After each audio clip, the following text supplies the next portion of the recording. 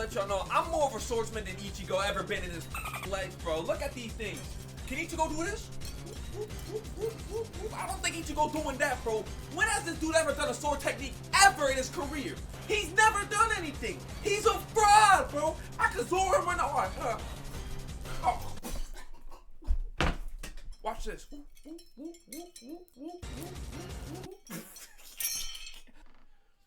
I shouldn't be playing with these. These can definitely somebody. Let me put them away. You might be asking why I don't think Ichigo's a swordsman, and if you think, oh, it's just because he uses a sword he's a swordsman, you're right. Click off the video. I don't want to talk to you. You already know. You already have your opinion. We don't need to have this discussion. Goodbye. I'm lying through my teeth, y'all. I need y'all views. I'm on my knees, bro. Please watch the video. And no, welcome to Inside Afros Mind, where we talk about stupid stuff, and I really hope you enjoy. Today, I'm going to be talking about why I don't really think Ichigo is that much of a swordsman. And it depends on what your definition of a swordsman is. If your definition of a swordsman is some dude that uses a sword, like I said in general, you can click off the video. That's not the discussion of this video. The discussion of this video is how a character navigates through the story with their sword and the relationship that they have with their sword. And I'm going to be comparing 3 characters, Ichigo, Zoro, and Guts, and how they navigate the worlds that they use their swords in. So starting off with Ichigo, where the entire story of Bleach changes if Zangetsu happened to be a gun rather than a sword. It's not just with Ichigo, but I feel like the entire cast of Bleach does not need swords. Bleach rarely focuses on swordplay whenever you see their fights, to the point where some of the bankais are not even swords anymore, they're missiles. Some of them are big titty women! While it's ironic that Bleach is kind of like a samurai anime that doesn't really focus on swordplay like Samurai Champloo or Warrior Kenshin or Afro Samurai. I don't know, I was just throwing out samurai names, by the way. If you got another one, you can tell me. It's not a weakness in Bleach. Because it's not a strong factor in Bleach, it doesn't mean it's a weakness whatsoever. The fights in Bleach are still very symbolic, flashy, and sometimes they have swordplay, but it's never a focus. If we're comparing Bleach kind of like a samurai anime because everybody has a sword to other samurai anime or manga, I don't think it's fair to say it falls short because the fights are still amazing in Bleach, but when it comes to swordplay, it's not important whatsoever. Fight choreography and how people navigate and use their swords and the styles that people use to fight with their swords, specifically their swords. I'm not talking about Shikais or Bankais. It's not that much of a factor. It's kind of ironic that Ichigo probably one of the only people to have a Shikai and a Bankai that's just only a sword, and the only technique that he be using is a sword Kamehameha. This is not even me trying to slander Ichigo when I'm doing this, but this is how half of the fights go in Bleach.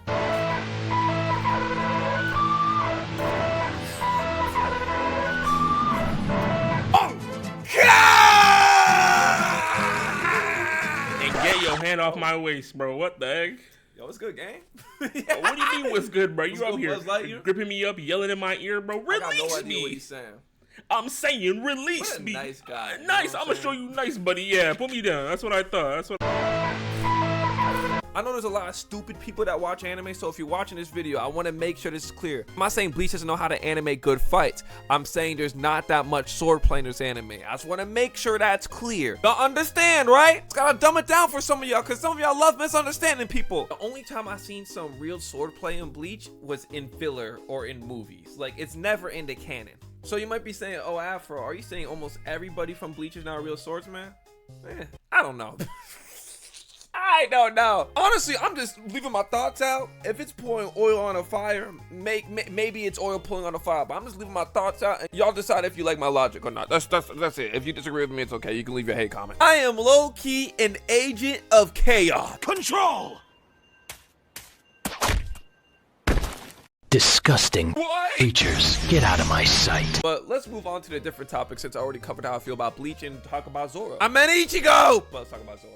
Ironically enough, everything you can say about Ichigo, you can say the same thing about Zoro. Ironically. And look at me, I'm a One Piece fan. If you want to call me like a fake one, go for it. I don't really care. But let me cook before you comment. One Piece is also an anime that doesn't really focus that much on sword fight choreography, and half of the times that it is focused on, it's in filler or it's in a movie rather than the actual anime. Not to say the actual anime doesn't have really good animation, but half of the time Zoro's fighting somebody, he doesn't win because of his capabilities of being a swordsman. He wins because he's just indefinitely stronger. I don't know, outside of East Blue, I can't remember a time where Zoro just specifically won just because by being more intelligent with a sword than somebody else. So if that's true, if you think Ichigo isn't a swordsman, so Zoro shouldn't be a swordsman either? And I'm gonna let you know, no, by all this logic, that's not true yet. Or maybe not true at all, but let me cook. If you get rid of Zoro's swords and replace him with a gun, like I said with Ichigo, I guess give him 3 guns. How would he hold a gun?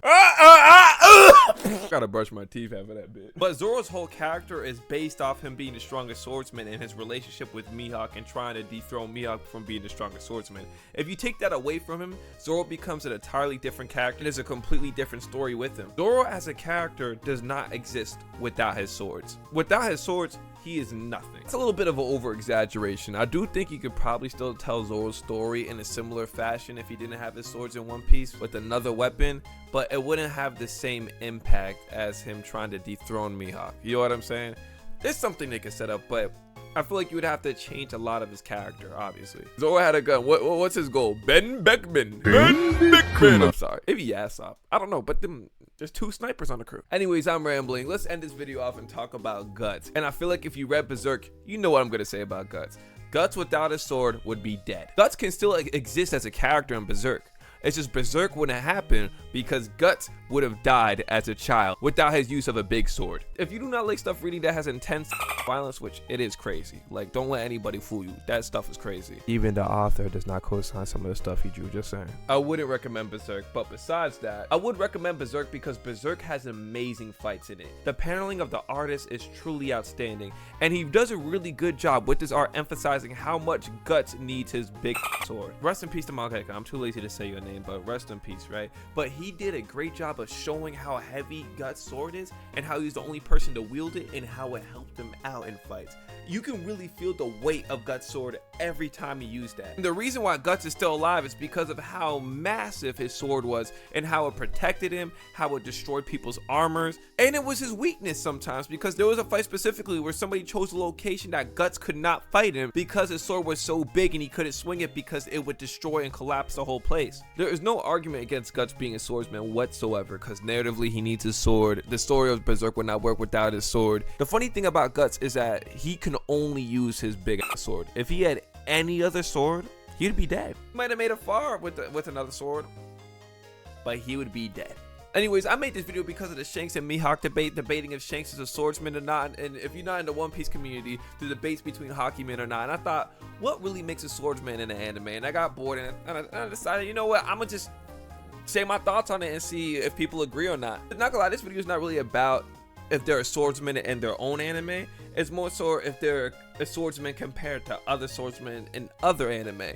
Ironically, with the One Piece thing with Shanks and Mihawk is comparing them in the same anime, but I think you can make the same argument I'm making for Ichigo for Shanks. So do I really care about Ichigo being a swordsman? No. This whole video was Shanks propaganda. That's the twist! This whole video was Shanks propaganda! He's a hockey man! Well, I just finished editing the video, man. I know it's too late. I know so many people don't care about this channel already, but I decided to come back because I always wanted to give this one last shot with making videos. I just was never confident. So to the people that are here, I don't know how many people are going to be here watching this video, but thank you so much. I appreciate it. I hope you had a really fun time.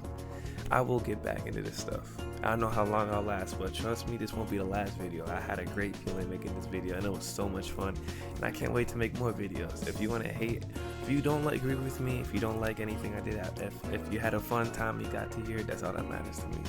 Genuinely, thank you so much for watching, and it means a lot to be back. And to the people that are still here, man, to the people that are still watching me, the people, the subscribers that are still here, to the friends and the fans that are still here, Lord have mercy, I am too blessed to have y'all in my life, and thank you for watching, man. I'm gonna do a blooper reel if y'all want to look a little silly with blooper reel, but yeah, man. Peace out, y'all. Hope you have a good one. Oh yeah, make sure to comment, like, and subscribe. My fault. I'm always supposed to say that if you enjoyed the video. Yeah, man. Subscribe! Bong!